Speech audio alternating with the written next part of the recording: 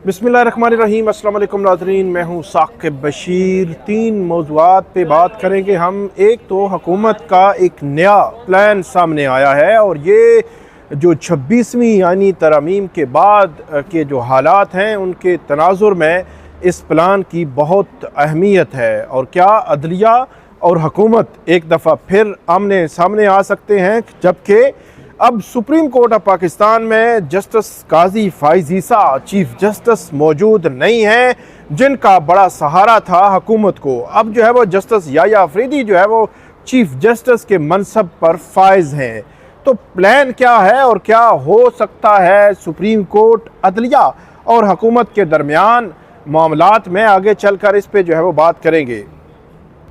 इसके अलावा हम बात करेंगे कि 190 मिलियन पाउंड केस जिसकी अहम समात अडियाला जेल में होनी है, उस समात की अहमियत क्यों है, क्यों अहम है आज की समात।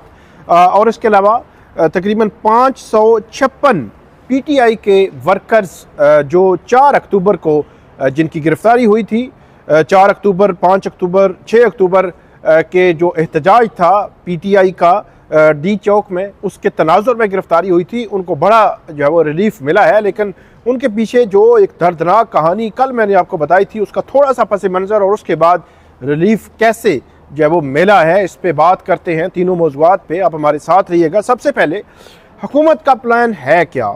हुकूमत जो है वो जस्टिस याह्या अफरीदी ने चीफ जस्टिस ऑफ पाकिस्तान का हलफ उठाया, अपनी ज़िम्मेदारियाँ निभाना शुरू कर दी। सबसे पहले वो जजेस से मिले, जजेस के पास गए और उसकी वजह, उसके पीछे एक वजह है। वजह यही है कि जो जस्टिस काजी फ़ाइज़ ईसा है वो एक तकसीम शुदा जो है वो सुप्रीम कोर्ट छोड़ कर गए हैं, जहाँ पे जजेस के दरमियान इख्तलाफात थे। इख्तलाफात अब हैं या नहीं है, अब ये आने वाला वक्त बताएगा। लेकिन उसके बाद जस्टिस याह्या अफरीदी, उनकी जानिब से पहला जो अदालती दिन था उनका मंडे का, उन्होंने फुल कोर्ट बुलाई। उस फुल कोर्ट मीटिंग में तमाम जजेस शरीक हुए, उसका एक एलामिया जारी हुआ। उस एलामिये से वाज़े तौर पर यह नज़र आ रहा था कि उसमें यूनिटी जो है वो नज़र आ रही है सुप्रीम कोर्ट ऑफ पाकिस्तान में। अब वो कितनी है या कितनी नहीं है, एलामिये में तो नज़र आ रहा था। और एलामिये में जो पेंडेंसी है वो ख़त्म करने की बात की गई। एलामिये में justice Mansoor Ali Shah video link के ज़रिए आए, उनकी तजावीज़ को देखा गया, उनकी प्रपोज़ल जो केस मैनेजमेंट सिस्टम है उसको देखा गया और उन्होंने एडिशनल अपनी तजावीज़ भी दी। तो एलामिया में 4 दफ़ा जस्टिस मंसूर अली शाह का नाम आया, जबकि हुकूमत जो है बज़ाहिर जस्टिस मंसूर अली शाह और जस्टिस मुनीब अख्तर, उनके हवाले से हुकूमत जो राना सनाउल्लाह हैं वो ये कह चुके हैं, पब्लिकली मीडिया पर बात कर चुके हैं कि उनको आइनी बेंचेस में नहीं आना चाहिए। तो दूसरी जानिब जस्टिस याह्या अफरीदी ने लीडिंग रोल दिया है। जस्टिस मंसूर अली शाह जो वीडियो लिंक के जरिए भी आए, उनके इलामिये से तासुर मिल रहा था। तो हुकूमत जो है वो सेकंड थर्ड ऑप्शन भी अब जो है वो गौर करना शुरू कर दी है। शुरू में शायद उनको ये लग रहा था कि शायद जस्टिस याह्या अफरीदी जो है वो चीफ जस्टिस ना बने तो फिर जस्टिस अमीनुद्दीन खान जो है वो बन सकते हैं। लेकिन हुआ कुछ यूँ कि अब हुकूमत एक तो प्रैक्टिस एंड प्रोसीजर एक्ट में जो मज़ीद कोई तरमीम लाने के हवाले से सोच रही है और के 3 से 5 जज कर दिए जाएँ। अभी तक हतमी मुशावरत जो है वो जारी है, लेकिन हतमी कोई फैसला नहीं हुआ कि उन्होंने लाना है या नहीं लाना। लेकिन एक सोच मौजूद है, सोच जो है वो नज़र आ रही है।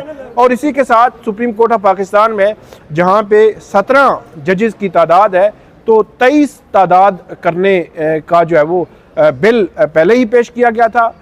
ये दानियाल चौधरी जो है, बैरिस्टर दानियाल चौधरी, उनका बिल था और उसमें जो तादाद है 17 से 23 करने का जो है वो कहा गया था। और ये अब जो जब होगा मामला, तो ये भी एक सुप्रीम कोर्ट ऑफ पाकिस्तान में हुकूमत स्ट्रेंथ बढ़ाकर ये तासुर देना चाहती है, कोशिश कर रही है कि हुकूमत जो सुप्रीम कोर्ट के अंदर मेजॉरिटी जो है उनको प्रोटेक्शन देने वाली हो या उनको फेवरेबल हो, या कोई ऐसे लोग आएँ जो उनके फेवरेबल हों। तो ये कोशिश हुकूमत की जानिब से जो है वो की जा रही है। और 17 से 23 जजेस किए जाएंगे और प्रैक्टिस एंड प्रोसीजर जो एक्ट है उसमें क्या वो तरमीम करके दोबारा से उसको उसमें मज़ीद जो है वो कुछ तब्दीलियाँ कर सकते हैं।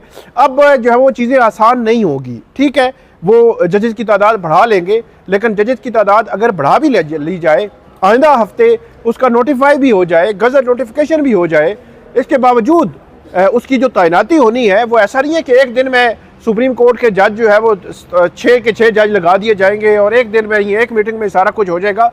ऐसा लग नहीं रहा, क्योंकि माजी का अगर देखें तो एक एक साल 2-2 साल में 3-3 जजेस जो है वो लगते रहे हैं। 2 जज आए, 3 जज आए।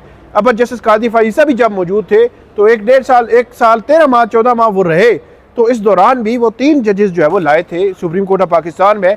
फिर सुप्रीम कोर्ट ऑफ पाकिस्तान में जो जजेस लाने का एक तरीकाकार जो है वो मौजूद है। ऐसा नहीं है कि एक ख़ास पिक एंड चूज़ जो है वो करके लाया जाएगा। अगरचे जो जुडिशल कमीशन ऑफ पाकिस्तान है जिसमें तैनाती होनी है सुप्रीम कोर्ट में जजेस की, उसमें हुकूमत ने अपनी अक्सरियत रखी हुई है, तो हुकूमत अपनी मनमर्जी भी कर सकती है। लेकिन मेरा ख्याल है उसमें बहरान जन्म लेगा अगर आपने इस तरह जो है वो मर्जी करना शुरू कर दी कि हुकूमत जो है वो सारे पॉलिटिकल फिगर्स को अलग करके अपना एक लॉबिंग करके ग्रुप बना के जजेस तैनात करना शुरू कर दे और सुप्रीम कोर्ट के सारे जजेस दूसरी तरफ खड़े हों कि उन्होंने किसको लाना है, किसको नहीं लाना, किसको एग्जामिन किस तरह करना है। तो ये एक बड़ा बहरान जो है वो जन्म लेगा, अदलिया और हुकूमत आमने सामने जो है वो आ सकते हैं। तो इसलिए जो प्लान है वो जजेस बढ़ाने का वो बन भी जाए, हो भी जाए, उस पर बहुत करीब करीब जो है वो अमल होता नज़र नहीं आता, इसलिए कि सुप्रीम कोर्ट के जजेस की तैनाती करते करते थोड़ा टाइम लग जाता है। दूसरी बात ये है कि अभी रिसेंटली आईनी तरमीम सुप्रीम कोर्ट में चैलेंज है और सुप्रीम कोर्ट ने उनको सुनना है और वो फुल कोर्ट सुनेगी। ऐसा नहीं हो सकता कि हुकूमत जो है वो 17 से 23 जजेस करे, जजेस तैनात हों फिर सुना जाए। नहीं, वो अभी जो है वो आईनी तरमीम चैलेंज हुई हैं तो अब उनका कुछ ना कुछ होना है। अब वो कैसे होगा, कौन सा बेंच करेगा, 5 मेंबर बेंच 7 फुल कोर्ट करेगी। जो इसमें आइडियल जो सिचुएशन बनती है वो यही है कि ये मामला जो जुडिशल कमीशन ऑफ पाकिस्तान है उनके पास जाए और वो जो फुल कोर्ट है सुप्रीम कोर्ट की उनको आईनी बेंच डिक्लेयर करें और वो फुल कोर्ट उसको देखे, क्योंकि आईनी तरमीम को देखना है तो उसमें conflict of interest justice Yahya Afridi का भी है, conflict of interest justice Mansoor Ali Shah का भी है, जस्टिस अमीन का भी है, जस्टिस मुनीब, सबका तकरीबन 4-5-6 जज तो ऐसे हैं जिनका कन्फ्लिक्ट ऑफ इंटरेस्ट है। मतलब अगर आईनी बेंचेस के हेड जस्टिस अमीन बन जाते हैं और वो जो है वो आईनी तरमीम के लिए जो बेंच बनाएंगे तो उनका तो कन्फ्लिक्ट ऑफ इंटरेस्ट है। तो ये वो सवालात हैं जिन सवालात को कवर करना आसान नहीं होगा और उसका एक ही हल होगा कि जो फुल कोर्ट है सुप्रीम कोर्ट की उसको आईनी जो है वो बेंच डिक्लेयर कर दिया जाए। फिर वो फुल कोर्ट इन आईनी तरमीम को सुने और उनके खिलाफ दरखास्तों पर फैसला करे और उसको एग्जामिन करे कि क्या जो है वो फेट है और क्या इंडिपेंडेंस ऑफ जुडिशरी जो है वो कहीं कंप्रोमाइज़ तो नहीं हुई। और इसमें फिर यह भी देखे कि कहीं पे मास्टर ऑफ रोस्टर जो है वो डायरेक्ट जो है वो पार्लियामान के पास या एग्जीक्यूटिव के पास तो नहीं चला गया कि वो वहाँ से पूरी जुडिशरी को कंट्रोल करना शुरू कर दे। तो ये मल्टीपल चीज़ें हैं जिनको जो देखना है। लेकिन हुकूमत ये कहे कि 17 से 23 जज फौरी तैनात हो जाएंगे, ये नहीं, 17 जजेस ने ही देखना है। और प्रैक्टिस एंड प्रोसीजर एक्ट की जहाँ तक बात है उस वक्त जस्टिस काजी फाइसा थे, अब जस्टिस जाहिया अफरीदी है। अब जो है वो आसान नहीं होगी चीज़ें कि आप जो है वो सुप्रीम कोर्ट के इंटरनल मामलात में जो है वो इतना इंटरफेयर करें, इंटरनल मामलात को रेगुलेट करना शुरू कर दें। आप कहें कि जो हम चाहेंगे वो होगा और आए रोज़ को ऑर्डिनेंस को चीज़ें लाते रहेंगे। तो मेरा ये ख्याल है कि इस मामले को कहीं ना कहीं रुकना है। तो इसलिए ये जो प्लान है हुकूमत का, इसमें अदलिया और हुकूमत आमने सामने भी आ सकते हैं और ये एक बहरान की कैफियत भी जन्म ले सकता है। और इस सारे का हल यही है कि ये मामला जुडिशल कमीशन ऑफ पाकिस्तान की पहले तश्कील हो, वहाँ जो लकूना है वो कवर हो कि वहाँ जो तीसरे नंबर का जज है, जो सीनियर जज होगा आईनी बेंचेस का, वो तो पहले उन्होंने तश्कील देना है। वो जो जुडिशल कमीशन की तश्कील के मेंबर ही जब 13 पूरे नहीं होंगे, इजलास कैसे होगा, वो अलग से एक मसला है। लेकिन वो कमीशन बैठ कर आईनी बेंच डिक्लेयर करे फुल कोर्ट को और फुल कोर्ट जो है वो उस पर जो है वो सुने आईनी तरमीम के खिलाफ दरखास्तें और वो फैसला करे, उसके बाद चीज़ें आगे बढ़ेगी। ऐसे जो है वो एक बहरानी कैफियत जो है वो रहेगी। इसके अलावा 190 मिलियन पाउंड केस जो है उस पर आज अडियाला जेल में समाअत होनी है। एहतसाब अदालत के जज नासिर जावेद राना उस पर समाअत करेंगे और उसमें अदालत की जानिब से जो तफ्तीशी अफसर है इस केस में, उस तफ्तीशी अफसर को पर जरा जो है वो आज आगे बढ़नी है। बुशरा बीबी के वकील उस पर जरा करेंगे। तकरीबन कल जो है वो अदालत को इस्लामाबाद हाई कोर्ट को बताया गया था कि 25-28 समातें हो चुकी हैं, इनकी तफ्तीशी अफसर पर जरा मुकम्मल नहीं हो सकी। अदालत ने यह कहा था इस्लामाबाद हाई कोर्ट ने कि गैर ज़रूरी इल्तवा ना किया जाए, लेकिन बाकी राइट है उनका कि वो कितनी उस पर जरा करते हैं। इसके अलावा आज का दिन अहम इसलिए है कि जो बुशरा बीबी हैं जिसकी इमरान खान से आखिरी मुलाकात 3 अक्टूबर को हुई थी, वो आज जो है वो 30 अक्टूबर को इमरान खान से मुलाकात करेंगी अडियाला जेल में। वो इस वक्त से पहले जो है वो पेशावर में थी और पेशावर से वो यहाँ पे इस्लामाबाद में जो है वो आ रही हैं, ये पता चला है। और यह भी जो है पता चला है कि वो आज अडियाला जेल में पेश होगी, क्योंकि पिछली समात पर वो अडियाला जेल में पेश नहीं हुई थी और अडियाला जेल में अदम पेशी की वजह से उनकी इस्तिस्ना की दरख्वास्त दायर की गई थी और बताया गया था कि उनकी तबीयत जो है ठीक नहीं है, तो अदालत ने वो इस्तिस्ना की दरख्वास्त मंजूर कर ली थी और आज उनकी वहाँ पे पेशी है 3 अक्टूबर के बाद। आज 30 अक्टूबर को मतलब 27 दिन के बाद उनकी इमरान खान से जो है वो मुलाकात होगी। तो मुलाकात का तनाजुर मैं पहले आपको बता चुका हूँ। इससे कबल PTI की जो लीडरशिप है, 31 जनवरी को जब बुशरा बीबी गिरफ्तार हुई थी तो उसके बाद से लेकर ऑनवर्ड बाहर का जितना अहवाल है वो तो बाहर की जो लीडरशिप है, जो वकील है, जो फैमिली है, वो बता रही थी। लेकिन अब एक इजाफा हो गया है। अब बुशरा बीबी बाहर आई हैं, बाहर के हालात उन्होंने देखे हैं, वकला से मिली होगी, उनकी लीडरशिप से मिली होगी या बाकी हालात उन्होंने देखे होंगे, तो अब वो अपनी इनपुट जो है वो या हालात के हवाले से इमरान खान से जब मिलेंगी तो वो बताएंगी, तो उसमें एक डिफरेंट रद्द अमल भी आ सकता है अडियाला जेल से। तो इस तनाजुर में इस जो आज की समात है इसकी अहमियत ज़्यादा है और इसमें यह देखना है कि आज की समात में होगा क्या और क्या ये जो ट्रायल है इसमें जरा जो है वो कब तक मुकम्मल हो सकती है। तो जरा जो है वो होगी, अब देखना है कि वो जरा मुकम्मल होती है, कब मुकम्मल होती है, आज मुकम्मल होती है या क्या होगा आगे। और उसके बाद जो अपडेट होगी 190 मिलियन पाउंड केस की, उसके हवाले से भी आपको हम अगली वीडियो में आगाह करेंगे। लेकिन 27 दिन के बाद बुशरा बीबी की एंट्री जो है वहाँ पे उनका मुलाकात करना ये बड़ा अहम है, ये बड़ा इम्पोर्टेंट है।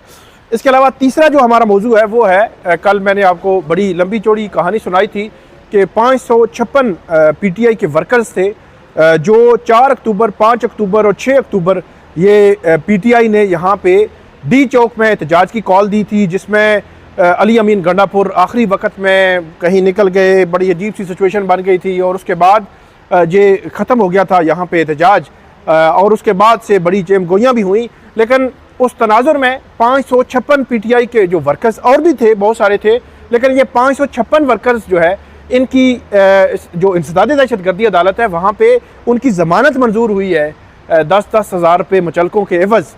तो ये जो 556 इन वर्कर्स को गिरफ़्तार करके जेलम में, अडियाला में और अटक जेल में रखा गया था और उनको कल आपको बताया था कि उनको जो है वो शनाख्त परेड के नाम पे उनको 1 माह जो है वो इसी तरह ही रखा गया, कोई फिजिकल रिमांड नहीं हुआ, कोई जो है वो उनकी ज़मानत दायर नहीं हुई, कोई कुछ नहीं हुआ और वो वहाँ पे जो है वो रहे इतना अरसा। और कल अदालत ने उनको कहा था कि पेश करें, उनको पेश किया गया और उनकी जान को जो है वो पेश करने के बाद उनको जुडिशल कर दिया गया।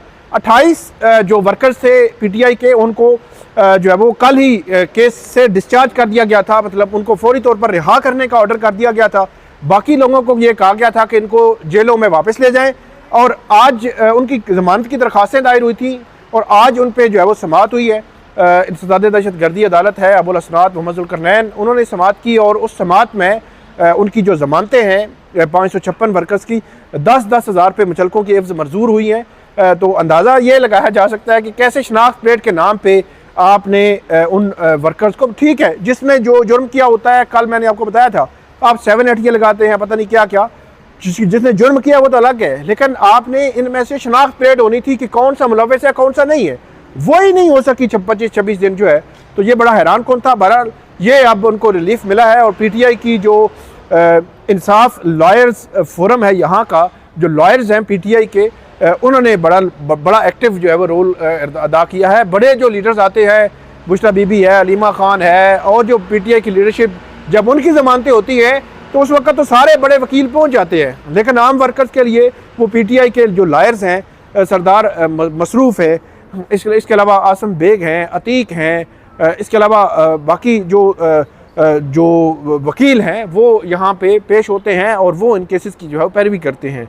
काफ़ी वकील हैं, अब सबके नाम जो है मैं किसी और वीडियो में आपको बताऊंगा कि कितने जो ऐसे वकील हैं जिनके नाम लेना जो है वो उनको ज़रूरी इसलिए है क्योंकि आम वर्कर्स के केस वो लड़ रहे होते हैं जो मीडिया पे हाईलाइट भी नहीं होते। तो ये आज की हमारी वीडियो थी, उम्मीद है आपको पसंद आएगी। इस पर हमें फीडबैक दीजिएगा। अल्लाह हाफिज़।